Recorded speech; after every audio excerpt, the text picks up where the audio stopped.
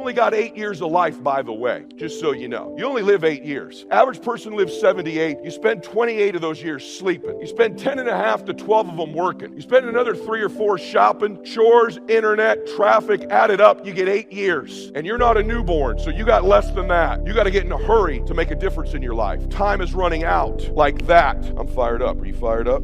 Probably didn't know we were going there. When I was a kid growing up, I don't know if you had this, my mom had the good china in a china cabinet. We had this furniture in the living room that was wrapped with cellophane that we weren't allowed to sit on until important people came over. Anybody have any of that in their house? We never got around to sitting on it, and it died and got stale and old and dated, and so do dreams. If you don't start getting after your dream, it'll get old and dated and stale because you keep wrapping it in cellophane. You keep waiting till you know a little more, till I know a little more, till I know a little more. If I just knew a little more, that's BS. You don't need to know a little more. You need to execute a little more. You need to get after it. You need to make some mistakes. Perfection is the lowest possible standard. Quit trying to be perfect. You don't need to know everything. The best people I know in business, they take action when they don't know everything. They learn what they can and they go execute. They make a mess. Being an entrepreneur is messy. You need to embrace the mess. Embrace the chaos. You're never going to know everything you think you need to know. That's why my low IQ, and I'm not kidding when I say that, is to some extent an advantage. I don't think about all the stuff I don't need to know. I started on social media 2 years ago. I'm the #1 growth person in the history of business on social media, according to Forbes magazine. The way it started, Tony Robbins sitting on my balcony says, you need to get into this space. There's nobody that's an heir apparent. You're a better speaker than me. You know more of this stuff than me. And all these other clowns don't know what they're talking about. Get in the space. I said, I don't want to do that. I'm shy. I'm introverted. I just like speaking on the stage and leaving. I don't want to be posting stuff every day. He goes, that's why you're an effing loser. Right on my balcony, on that copper house you seen there. I said, I'm a loser. He goes, yeah, you say you want to help all these people, but you don't want to be inconvenienced to do it. I said, dude, I don't even know how all this stuff works. He's like, you think I know all this stuff works? Just start, dumbass. My son was in the kitchen. I said, Max, go get your phone. How do you do this thing? He goes, Dad, you need an account. I go, set me up one. He comes back 5 minutes later. He goes, I got you an Instagram account. I go, okay, good. I'm going to do one of those videos. And he literally goes, it has to be a minute. I said, a minute? I don't even clear my throat in a minute. How the hell am I going to make a message to me? He goes, just do it. And I said, blah, blah, blah, post that one. Next day, I got 3 followers and 3 likes. I called Tony. I go, this crap isn't working. He goes, you done one message, dumbass. He goes, by the way, post earlier in the morning, like around breakfast time. I'm on my boat driving to his house. I go, okay, breakfast time. And then I hear him say, I swear to you, this is true. I hear him say, what I hear is he goes, you need to post early, like around breakfast time, and make sure you add some hash browns to that.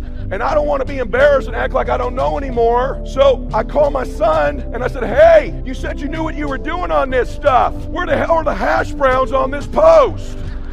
And I'm not playing around. If you don't know, I'll hire somebody who does. You're 15, you should know how this stuff works. He goes, Dad, I don't. I go, you're supposed to post at breakfast time, and somehow there's hash browns involved. It's hashtags. And then Tony was my first guest. Then I recorded my first podcast. Listen to me. This will relate to you, and then I'm going to get into some details. So I said, Tony, how do you do one? He goes, I don't know. Google it. I'm the #1 podcast in the world now. Tony, Grant, Gary Vee combined less downloads than me. They've been doing it for years. I've been doing it for like 18 months. Why is that? By the way, you should be listening to my podcast. Okay. Why? So this is literally what happens. I go, how do you say it? He goes, what the hell, Tony? Tony's like, what are you talking about? How do you say it where it gets in your computer? He goes, you probably need a microphone, dude. I don't know. Google it. So I Google how to start a podcast. Tim Ferriss, turns out, I didn't even know who that was, had an audio on how to start a podcast. I listened to the audio. He says, go to Amazon. I got a kit, the microphone, the recorder, that other stuff. So I order Tim Ferriss's kit, right? I get it to my house. I plug the mic in. I stick it, and I talk for like 30 minutes, my first podcast. And then I'm done. And I call Tony. I go, hey, I did it. How does it get out of that box into the world? He goes, I think you need to take that stick out and stick it in your computer. I'm on the phone with him. I go, okay, it's in there. He goes, save it. I go, okay, it's on the computer. Okay, cool. And we hang up. And then like an hour later, I go, so how do people know that's in my computer? You think I'm kidding? I swear to God. How do I know this is in my,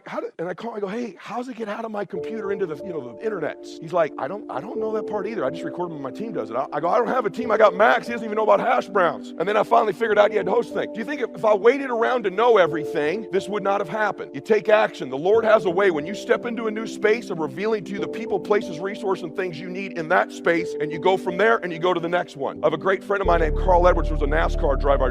I sponsored his car for a number of years. And he said the scariest thing in NASCAR is when there's a crash in front of you, we are trained to drive right into the smoke. The challenges of life. How do we get stuck? A friend of mine went through a divorce. My best friend. He had a wife that did not love him as much as he loved her. It was his first real true love. He was a very religious man. Did not believe in divorce. He made a mistake, and he paid for his mistake with a lot of pain, a lot of tears. And there came to a point where he knew he should have gotten a divorce. But he was stuck. He was stuck in something called revenge. He said, she's made me so miserable, I'm going to pay her back. He was stuck. And he stayed in there longer than he should have because it began to attack him. It began to affect him psychologically. And as a result of that, when he eventually did get a divorce, he took that same attitude to other relationships, looking for something to go wrong. He was burned so badly, he did not want to risk pain again. He was going in relationships trying to avoid pain. When it became too close, he would do something to make sure the relationship did not work. He would always try and find something wrong with the person because there are no perfect people. So if you look for it, you can find it. He was stuck in revenge. Another friend of mine, working on a job, loved the company very much, expected to retire there. And one day they called him in the office, asked him for his badge and identification, called the security man up, walked into his desk, told him he was fired and he had to leave then. He was devastated. And if you came anywhere near him, he will tell you his story, as we all have stories.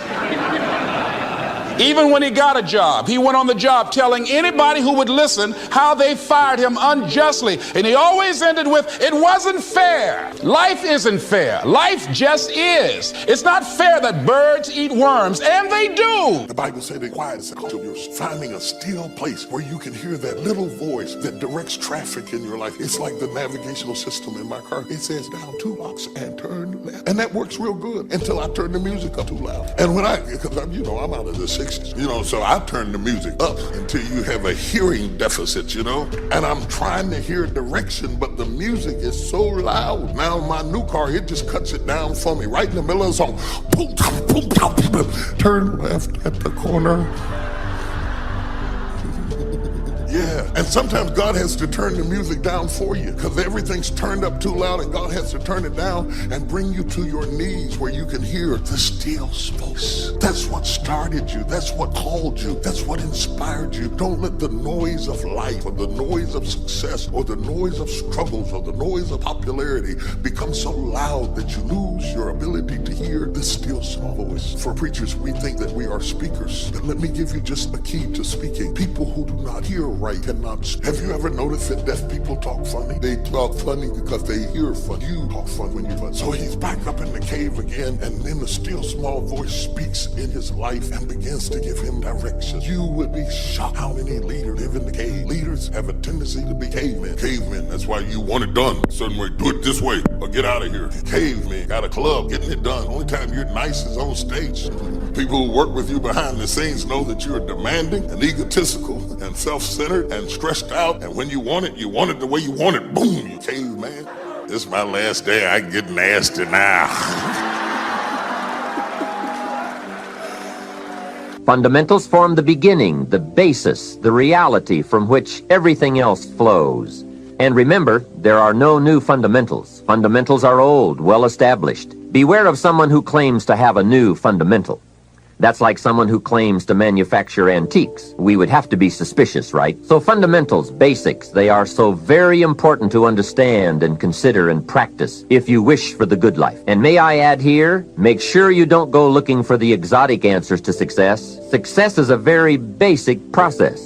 It doesn't fall out of the sky, it doesn't have any mysteries, nor does it fall into the realm of the miraculous. Success is merely a natural result that comes from the consistent operation of the practical fundamentals. As someone wisely remarked, to be successful you don't have to do extraordinary things. Just do ordinary things extraordinarily well. Mr. Schoaf, my teacher, gave me many great phrases I'll always remember. One of them was, there are always about a half dozen things that make 80% of the difference. What a key thought, a half dozen things. Whether we are working on our health, wealth, personal goals, or professional enterprise. The difference between our ultimate success or inevitable failure lies in the degree to which we are willing to seek out, study, and to go to work on those half-dozen things. For a farmer to reap a plentiful harvest in the fall, for example, the major basics are fairly obvious: soil, seed, water, sunshine, nourishment, and care, each fundamental being equally in need of study and attention, for together they bring about the best chance for a successful harvest.